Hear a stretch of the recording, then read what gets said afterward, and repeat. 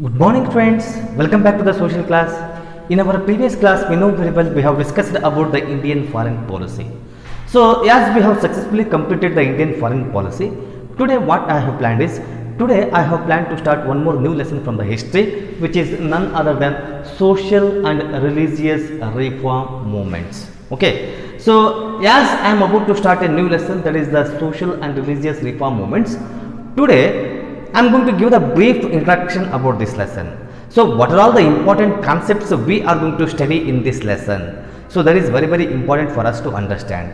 See, first we are going to discuss about establishment of Brahma Samaj and reformation. So next we are going to discuss about Young Bengal movement. So next, establishment of Arya Samaj and reformation. Next, reformation led by Pratana Samaj. Ideas of Satya Shodhaka Samaj. Next, Aligarh movement. Next, Ramakrishna movement's ideologies. And next, Theosophical Society. Narayana Guru Dharma Paripala Yogam. Finally, we are going to discuss about Periyar also. See, as we are supposed to discuss these many concepts in this lesson, so this lesson is somewhat important, and it is very important for you to concentrate towards me in order to understand each and everything in detail. So definitely you are going to get a 2 marks question from this chapter. So either it is the teachings of Brahma Samaj or the teachings of Arya Samaj or any others also you can expect. Okay, so today I am going to give the brief introduction about what do you mean by religious reform movements. See, at present if we are looking through our Indian society, so in Indian society a lot of discrimination is going to be seen, especially based on the religion and caste. See, these movements took place in order to eradicate the casteism or the discrimination which we used to see in our society. So if at all we want to experience or we want to see a healthy society, there should not be any discrimination based on caste, based on religion, based on color of skin or based on any other differences. So everyone is supposed to be treated equally. Apart from that, many other social evils are going to be seen in our society, and that the social evils are also supposed to be eradicated. Maybe it is the sati system or the dowry system or many other important child marriage, so child labor. So these all are going to be considered as the social evils only. So these social evils are supposed to be eradicated from our society. In order to eradicate those things from our society, many of the great personalities, they tried their level best.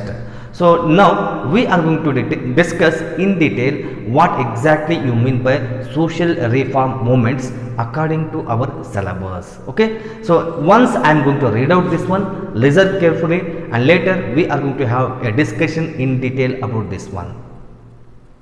Social reform is an attempt to reform a society that practices discrimination among its members.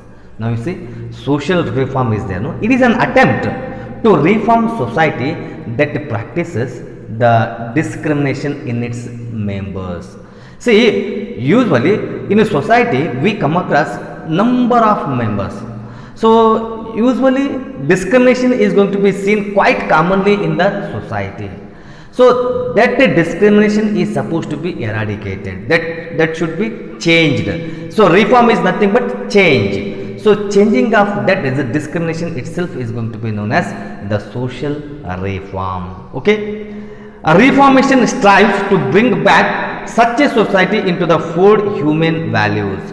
The basic aim of reformation movement is to declare the value of individuals' self-respect. Now you see, the main aim of this social reform is we need to have such a society where there should not be any discrimination among the members of that society, and everyone is having their own self-respect, and that self-respect should be enjoyed by each and every individual in the society. For no reason, for any reason, he should not be discriminated, especially he should not face any difficulty towards his self-respect. Okay, self-respect is going to play a very important role. The 19th century is considered as a reformation and new awakening time in the history of India. So the 19th century is there, no? It is going to be considered as one of the most important era of the Indian history. So here, no, we are going to see a lot of reformation which took place in the Indian society. See, with the implementation of English education, especially during that time only the English education came into existence. So with the implementation of this English education, what happened, you see, a new class of educated Indians were created. So many of the people became educated and a new class came into existence in the name of educated people. Now you see, many European concepts like democracy, nationalism, equality started finding roots in India.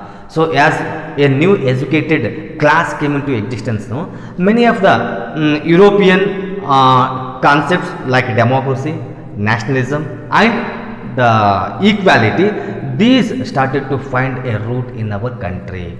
So the educated people started to think about these all things. So it is better that we need to adopt the democratic type of government. So we need to have the nationalism and equality. Everyone is supposed to be treated equality. So it is because of the English education only. So many Indians who received English education started analyzing their own society. And the people, those who got the English education, no, they started to analyze their own society. What are the demerits which are going to be seen in our society? How come it is possible for us to overcome these demerits? In the sense, the problems which are going to be seen in the society, how come it is possible for us to find the solution for these problems which are going to be seen in the society? The British too expressed their interest in reforming the society. Even the British also joined their hands with the Indian educated people in order to change the Indian society. They put forth the theory of white man's burden. So they believed that it is their duty to civilize Indians as a civilized class of people. Now you see, British, what they did means, so they put forth a new ideology, a new what we can say theory, which is nothing but white man's burden.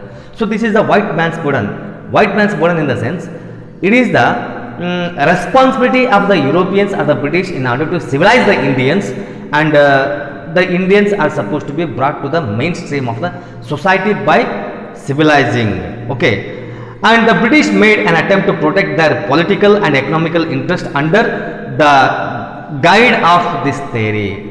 And at the same time, you know very well, British, they were very selfish also. So under this only, they tried their level best to protect their interest, especially political and economic interest. Okay, many Indians started understanding the Indian tradition in new perspective. So many Indians know, they started to understand the Indian tradition in new perspective. A new identity called Indian was born. Now every people started to think, oh, we are Indian, and as we are Indian, our culture is different, our tradition is different, our custom is different. So now the people started to have the nationality. So they considered them as the Indians. Many communities like Shudras and other neglected communities and women lacked many rights. See, especially in our society, many people, those who belong to the scheduled caste and scheduled tribe, and especially the women, so they were not at all having the human rights only. They were lacking in the society. They were totally neglected, and they won't have any rights only. So many movements opposed these at different timelines in the history. So as many of the women and the people, those who belong to the Shudras and scheduled tribe, as they were not at all having the right, no, so many of the people started to oppose that one, and they said very clearly, everyone is supposed to be treated equally because all are human beings. Okay, unlike movements in the Middle Ages and ancient times, the movements during the British period were different issues like caste system, gender discrimination, sati system, restriction on widow remarriage. Now you see, whatever the changes we used to see during the medieval period and ancient period, no, that is totally different from the British and the modern period. So usually in the British period, the changes like caste system, gender discrimination, sati system, and restriction on widow remarriage, denial of education to Shudras and other lower communities were addressed by these movements. So these movements tried their level best to see that these all things are supposed to be considered, and everyone is supposed to get the right and justice in the society. Now you see, many prominent people like Raja Ram Mohan Rai, Dayanand Saraswati, Ranade, Khan Periyar, Jyotiba Phule, Swami Vivekananda, Anne Besant, Sir Syed Ahmad Khan, Periyar, Narayan Guru became part of these movements. So one of the main features of this period is the attempt made to stop social evils by prohibiting them through law. Now you see, in this moment, no, many of the great personalities like Raja Ram Mohan Rai, Dayanand Saraswati, Swami Vivekananda, and Sir Syed Ahmad Khan, Ranade, Jyotiba Phule, and many other people, they took an active part in this, and they tried their level best to see that all the social evils of our society are supposed to be eradicated. So now next important part of this lesson is the Brahma Samaj. So that Brahma Samaj we are going to discuss in the next module of this lesson. So in that note, we are going to understand who was the founder of Brahma Samaj and what are the teachings of Brahma Samaj, and how the Brahma Samaj tried its level best to eradicate all the social evils from the society. Okay, so today we have discussed about the social religious reform movements, only the brief introduction about this lesson. Okay, so with this we are going to end up the class here itself.